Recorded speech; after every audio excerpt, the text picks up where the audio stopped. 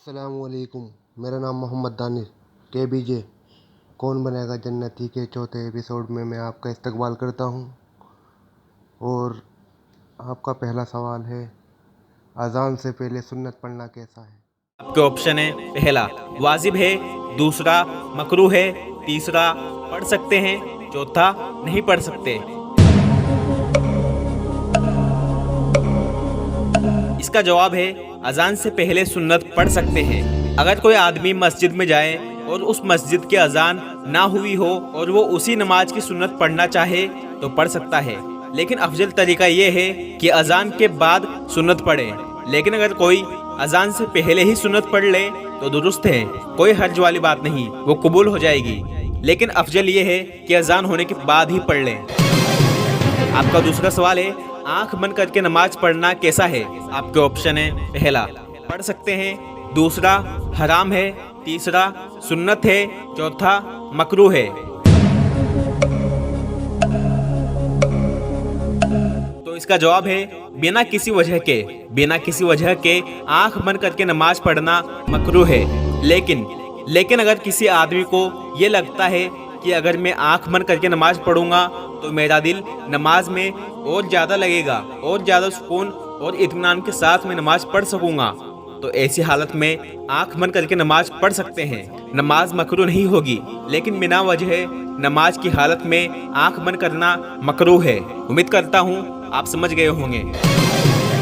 आपका तीसरा सवाल है, हाफ आस्तीन की टी शर्ट में नमाज पढ़ना कैसा है? आपके ऑप्शन है, पहला हलाल है, दूसरा मकरूह है, तीसरा वाजिब है, चौथा पढ़ सकते हैं।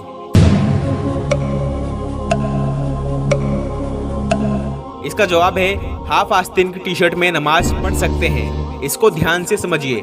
अगर किसी आदमी ने हाफ आस्तीन की टी शर्ट पहन रखी है जिसकी आस्तीन कोहनी से ऊपर और कंधों के नीचे तक है, तो ऐसे आदमी की नमाज हो जाएगी।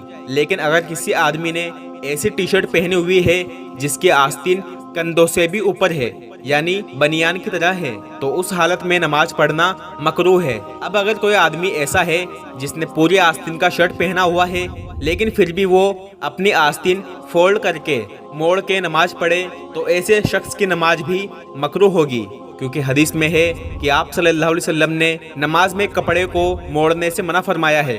तो अगर आपने टी शर्ट पहनी हुई है जिसकी आस्तीन ने कंधों को ढक रखा है तो आपकी नमाज हो जाएगी। लेकिन बेहतर ये है कि आप पूरी आस्तीन का शर्ट पहनकर नमाज पढ़ें, क्योंकि जितना हया के साथ, जितना पर्दे के एहतमाम के साथ आप नमाज पढ़ेंगे उतना ही बेहतर होगा।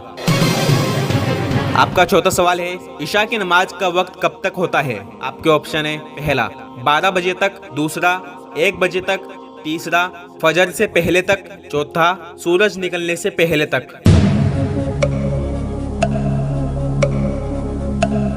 जवाब है, इशा की नमाज फजर के वक्त से पहले तक पढ़ सकते हैं। जब तक फजर की नमाज का वक्त नहीं होता तब तक आप इशा की नमाज पढ़ सकते हैं। अगर किसी आदमी ने इशा की नमाज नहीं पढ़ी और फजर की नमाज का वक्त हो गया तो फिर उसको फजर की नमाज के बाद इशा की नमाज कज़ा करनी पड़ेगी। बाज़ लोग कहते हैं कि इशा की नमाज का वक्त रात के 12 बजे तक ही होता है, तो ऐसा नहीं है मेरे भाइयों। हदीस में बात यह है कि 12 बजे से पहले का जो वक्त होता है, यानी 11 या 11:30 बजे का वक्त इशा की नमाज का सबसे अफजल वक्त होता है। इशा की नमाज 12 बजे के करीब पढ़ना ज़्यादा अफजल है, लेकिन इशा की नमाज का वक्त फजर की नमाज के वक्त से पहले तक होता है। आपका पांचवा सवाल है, वुजू करने के बाद आईना देखना कैसा है? आपके ऑप्शन है, पहला गलत है, दूसरा वुजू टूट जाएगा, तीसरा वुजू नहीं टूटेगा, चौथा वुजू मकरूह हो जाएगा।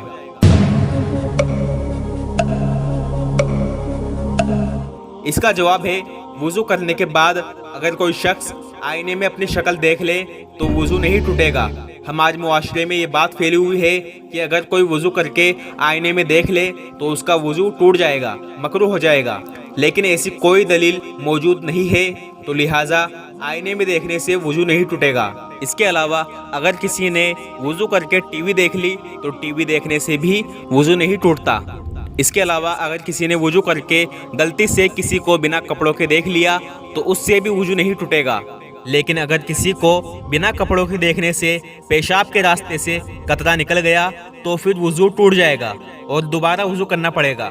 और याद रखिए, जिसका वुजू टूट जाएगा तो फिर उसकी नमाज भी कबूल नहीं होगी, उसे दोबारा वुजू करके नमाज पढ़नी पड़ेगी। लिहाजा जितना हो सके वुजू का एहतराम करें, ऐसा अमल ना करें जिसके करने से आपका वुजू टूट जाए, क्योंकि अगर वुजू टूट गया तो फिर आपकी नमाज भी किसी काम की नहीं रहेगी। आपका छठा सवाल है, क्या नापाकी की हालत में मस्जिद में जा सकते हैं? आपके ऑप्शन है, पहला जा सकते हैं, दूसरा नहीं जा सकते। इसका जवाब है, नापाकी की हालत में मस्जिद में नहीं जा सकते, क्योंकि मस्जिद अल्लाह रब्बुल इज़्ज़त का घर है। इसका जितना एहतराम करें कम है, इसलिए मस्जिद में एहतराम की वजह से कोई भी मर्द या औरत नापाकी की हालत में मस्जिद नहीं जा सकते। लिहाजा इस बात का ध्यान रखें कि अगर हम नापाक हैं तो गुस्ल करके पाक होकर ही मस्जिद में जाएं। आपका सातवां सवाल है, नमाज की हालत में किसी का फ़ोन आ जाए तो क्या करें? आपके ऑप्शन है, पहला फ़ोन उठा लें, दूसरा फ़ोन बंद कर दें, तीसरा फ़ोन बजने दें, चौथा फ़ोन निकालकर फेंक दें। इसका सही जवाब है, अगर नमाज की हालत में किसी का फ़ोन आ जाए तो आपको चाहिए कि एक हाथ से जेब में रखे हुए मोबाइल का बटन दबाकर उसे बंद कर दें। सबसे पहले तो ये बात ध्यान रखें कि हम नमाज पढ़ने के लिए मस्जिद जा रहे हैं, तो मस्जिद में दाखिल होने से पहले ही अपना मोबाइल बंद कर लें या साइलेंट मोड पर कर दें, ताकि आपका ध्यान भी नमाज में अच्छी तरह लगा रहे और आपके पास वाला भी डिस्टर्ब ना हो। लेकिन अगर कभी इत्तेफाक से आप मोबाइल बंद करना भूल जाएं और नमाज की हालत में किसी का फ़ोन आ जाए तो आप अपने एक हाथ से जेब के ऊपर से या जेब के अंदर हाथ डालकर मोबाइल का बटन दबाकर मोबाइल को बंद कर सकते हैं। इससे आपकी नमाज नहीं टूटेगी। अब मैं आपको एक नया सवाल देता हूं, जिसका जवाब आपको देना है कमेंट बॉक्स में। सवाल है, रात को झाड़ू लगाना कैसा है? आपके ऑप्शन है, पहला हराम है, दूसरा मकरूह है, तीसरा नहीं लगा सकते, चौथा लगा सकते हैं। तो आप बताइए इसका जवाब क्या है? इंशाल्लाह मैं उम्मीद करता हूँ आप सही जवाब देंगे। आपसे गुजारिश है कि आप इस चैनल को सब्सक्राइब कर लीजिए और बेल आइकन को प्रेस कर दीजिए। मेरा ऐसी वीडियो बनाने का मकसद सिर्फ ये है कि मैं आपको दीन की छोटी छोटी बातें बता सकूं। आपसे गुजारिश है कि इन छोटी छोटी इस्लाम की बातों को अपने दोस्तों के साथ शेयर किया कीजिए, क्योंकि ईमान की बात एक दूसरे को बताना सवाब जारिया है। इसका सवाब आपको मरने के बाद भी मिलता रहेगा। मैं इंशाल्लाह जिंदा रहा तो। अस्सलामु अलैकुम व रहमतुल्लाहि व बरकातुहू। उम्मीद है आपको हमारी वीडियो पसंद आई होगी। इसी से रिलेटेड और वीडियो देखने के लिए हमारा channel humanity is a still alive Danish को सब्सक्राइब करें।